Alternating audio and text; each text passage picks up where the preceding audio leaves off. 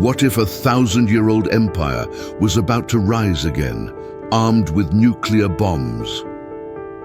What if everything you know about the Middle East is just a fraction of a much more dangerous story?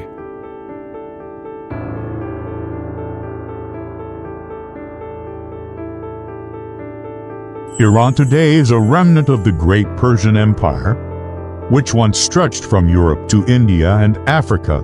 They still dream of reclaiming the lands they once ruled.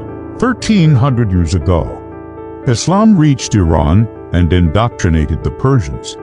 When you combine the ancient imperialist views of the Iranians with the modern Islamic perspective, you begin to understand what fuels their ambition.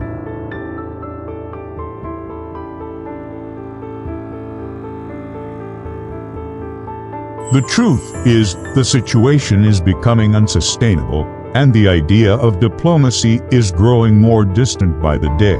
The Iranians want to dominate everything at any cost, and they are working day and night to complete their atomic bomb project. Can you imagine what they'll do with that kind of military power? The legacy of the Persian Empire is an ambiguous matter, encompassing both territorial imperialism and the religious imperialism of Islam.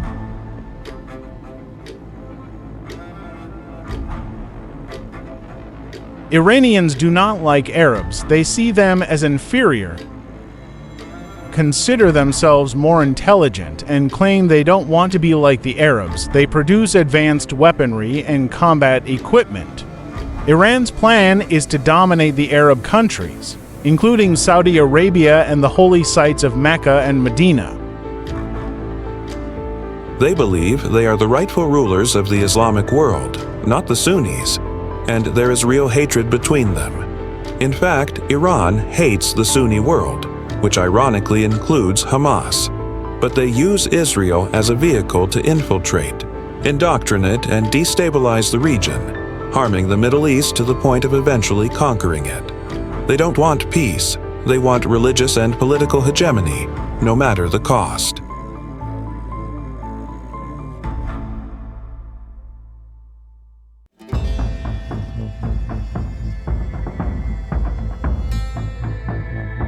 Iran saw that an alliance with Hamas, a major Sunni organization, was religiously unacceptable. But from a strategic standpoint, it makes perfect sense. Iran's interests align with those of the Palestinians, who are fighting for freedom and independence. Since they didn't receive political, diplomatic, or military support from Arab countries, they turned to Iran. That's when the game changed. Iran realized it could use Palestinian suffering as a weapon for regional influence.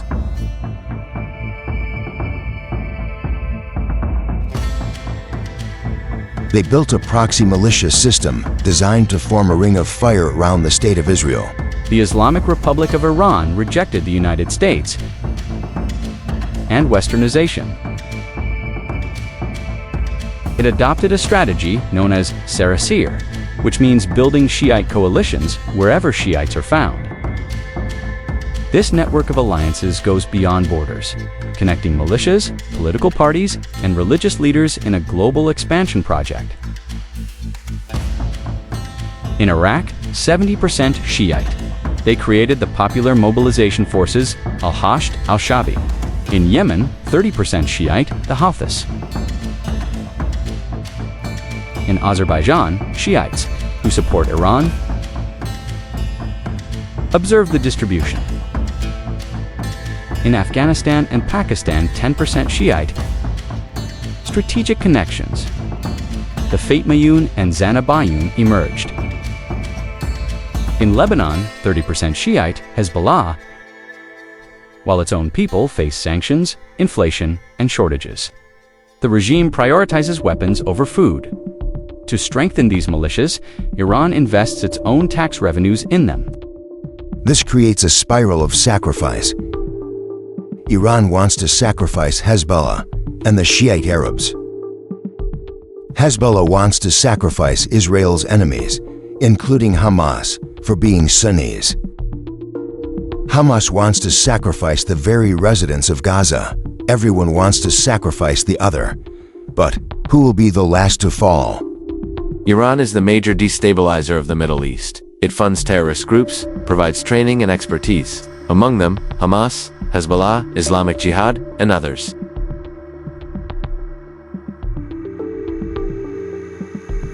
Why hasn't any other Arab country supported Palestine? Could it be that the one declared enemy is the only one willing to act?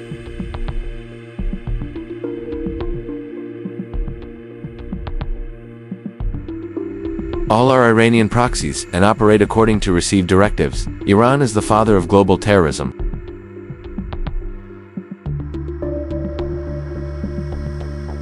If this content has kept you hooked so far, subscribe to the channel. What's coming next might change the way you see the world.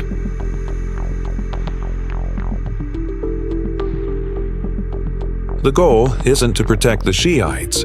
It's to turn Iran into the center of a new Islamic empire. The question is, every conflict is just a piece of a larger game where the real prize is total control over faith, oil, and power.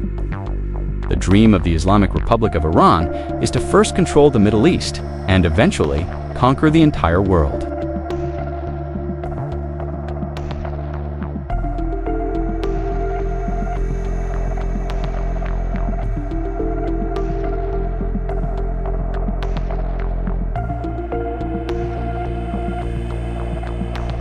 They want more than just territory. They want history back. They want to take and silence everything that isn't theirs. Anything that doesn't come from them must not exist.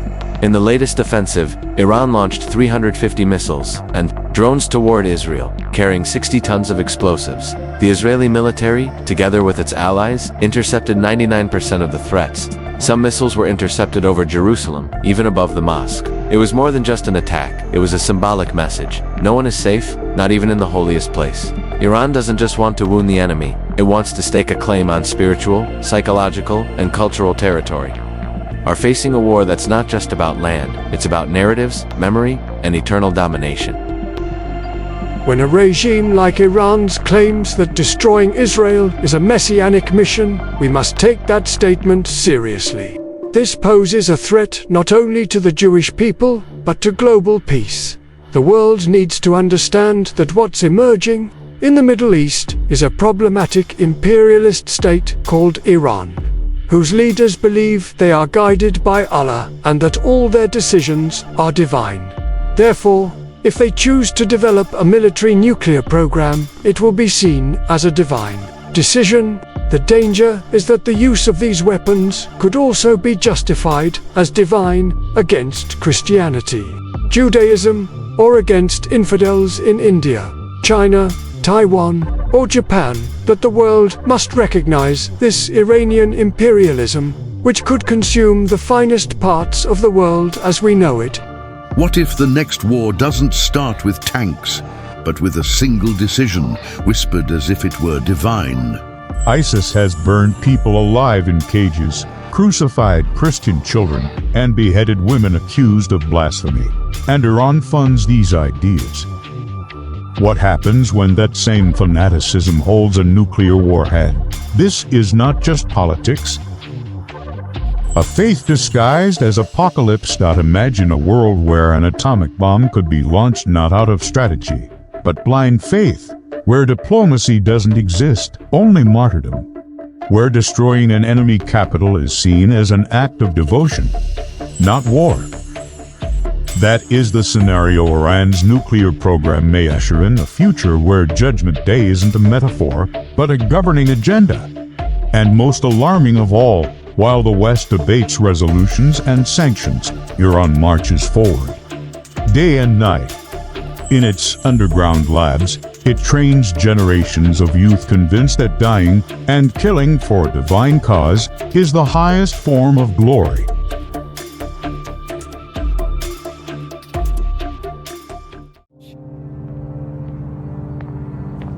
Today, after 2 years of negotiations, the United States, together with our international partners, has achieved something that decades of animosity has not. A comprehensive long-term deal with Iran that will prevent it from obtaining a nuclear weapon. This deal will have my name on it. So nobody has a bigger personal stake in making sure that it delivers on its promise. And if they try to cheat, we will immediately know about it and sanctions snap back on. This agreement allowed Iran to develop nuclear weapons at a critical enrichment stage. They expected the Iranians to complete the process and kept saying, "It's too soon," until it became too late. Israeli leaders warned, "Iran's rulers promised to destroy my country, murder my people," and the response from this body has been nothing, silence. Iran's rulers promised to destroy my country, murder my people. And the response from this body, the response from nearly every one of the governments represented here, has been absolutely nothing. Utter silence. Deafening silence.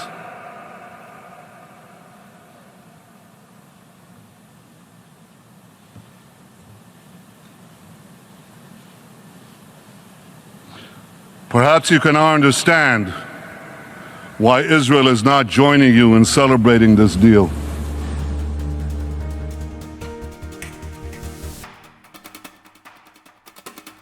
It took the US 2 years to realize how serious it was. Asterisk before that, they claimed Israel was mistaken. Asterisk in 1995. Experts estimated Iran would need 10 to 15 years to develop a nuclear bomb, meaning by 2010 at the latest. Since then, Israel has worked to delay that process. Asterisk, it has worked so far. But time is running out. Israel will soon face a difficult decision if it wants to prevent Iran from obtaining nuclear weapons. The choice will be between striking first or waiting for the first impact. And in this game, those who hesitate may vanish from the map.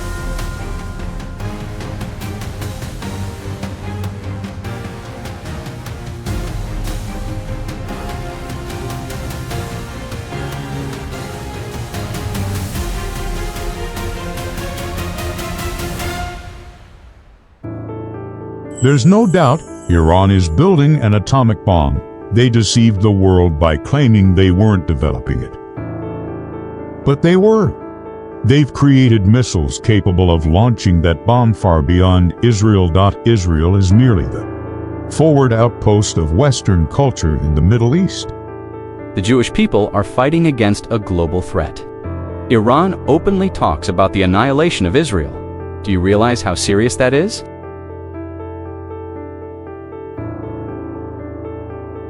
Muslim and Sunni Arab countries, however, are holding hands with Iran to solve their own problems.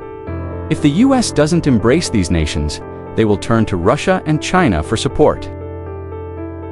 To those powers, Iran is just another piece on the chessboard against the United States. And when the world becomes a chessboard, who is the pawn and who is the king?